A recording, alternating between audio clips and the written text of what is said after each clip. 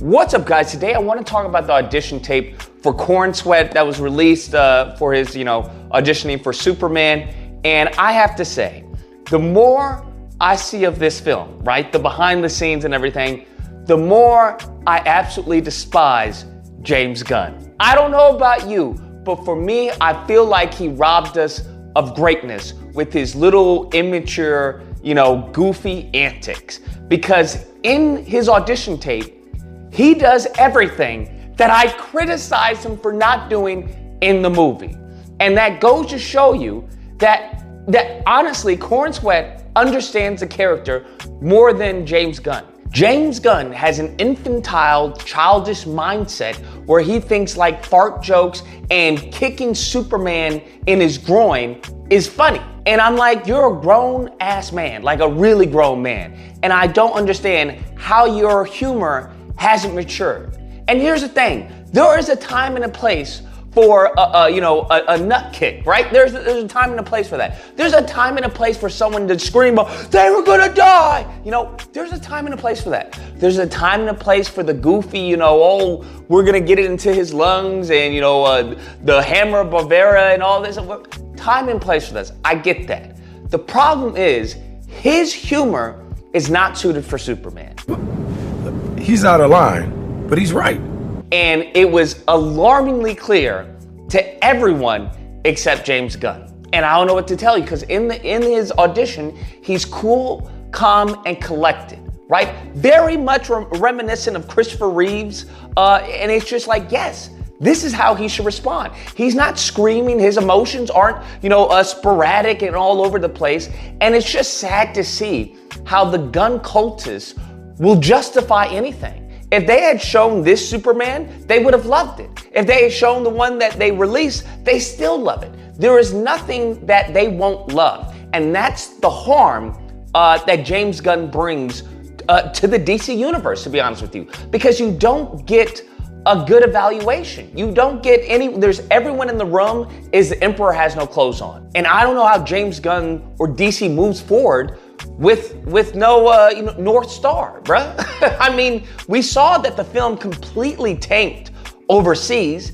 It had to go release on digital, almost a month or 2 months after releasing on film in the theaters, just to slowly, and I mean slowly, get 600 mil.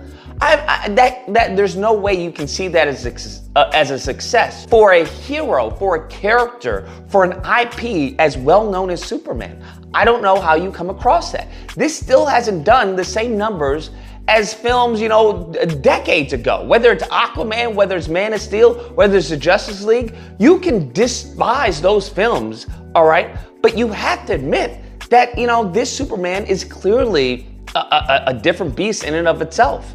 And when I mean beast, I mean a beast that's being put out to slaughter. That's what's happening.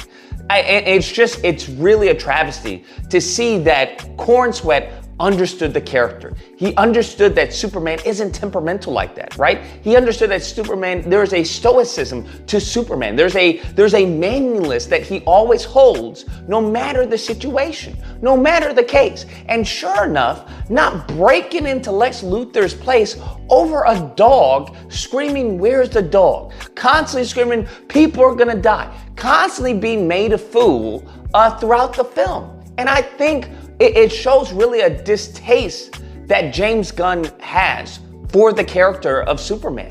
I mean, you would never in a million years think, hey, I'm gonna have a scene where Superman's clone kicks Superman in his crotch, and then we have a reaction shot of Superman going, oh. Like, that is some grade A disrespect to a character that we've known and loved for over the generations. Zack Snyder didn't even do anything as goofy and disrespectful as that. No, I don't care what you think of Superman Returns with Brandon Routh. None of that. No one that has portrayed Superman has ever done any type of disrespect to the character. Like, it just comes from a place of hate, right? That's what it feels like when you see this film. And it's a shame because there was something great there that clearly was destroyed by James Gunn. Clearly was destroyed by James Gunn. And that's not to hate on James Gunn. Let me be clear. Everyone has their place. Everyone has their place, bro. It just is what it is, okay? And we all have an understanding of what our proficiencies are. We all have an understanding of who may have been a good character or a good actor for this role, who may have been a good director for this role. Like, you're not gonna see Zack Snyder, creating, I don't know, kids' short films or something like that. I don't know, he's just not a good fit for that. Given as far as his master of cinematography, he obviously is a good fit for superhero grand gestures. It's the same thing with, what's his name? Michael Bay, who does all the the Transformers films, right? You're not gonna have him do, like, I don't know, a rom-com or something, I would think. And let me just be clear, I don't know as far as the whole Rolodex of Michael Bay or Zack Snyder, but from what they have built their name off of, from what many people know them off of, that's not gonna be a fit for what they expect of these directors. James Gunn is good with, multiple people, right? He's good with buddy films. And that's what he tried to make this film out. And it reminds me, just a side note, it reminds me of what Insomniac did with Spider-Man. And I know, just bear with me, because we all know Spider-Man, right? We all know the combat, we all know how he moves and everything. And Insomniac had no experience with that, right? Had no experience with that. They had, Ratchet and Clank, their own IP, they had Spyro, but when it came to Spider-Man, that is not what they're not familiar with, okay? They're not good with a character like that.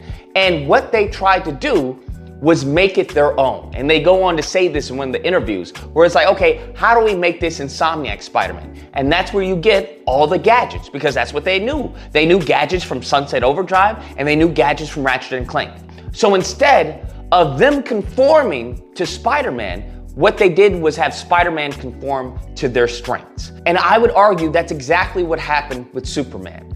James Gunn, good with buddy people, right? Multiple people, building off of one another, yada, yada, yada. But that's not what a solo Superman film calls for. It calls for character development around Superman. We have an enemy, right? Protag, antag, right? That's what it calls for, especially if you're building a foundation off of this. But that's not what James Gunn is good at. So what he does is he conforms Superman to what he's good at. That's where you get Hawkgirl. That's where you get, Green Lantern. That's where you get the Lantern Corps. All this, get all these people, and it muddies the film. And that's what it does. But that's where he believes he shines. And then you couple that with his childlike, sense of humor.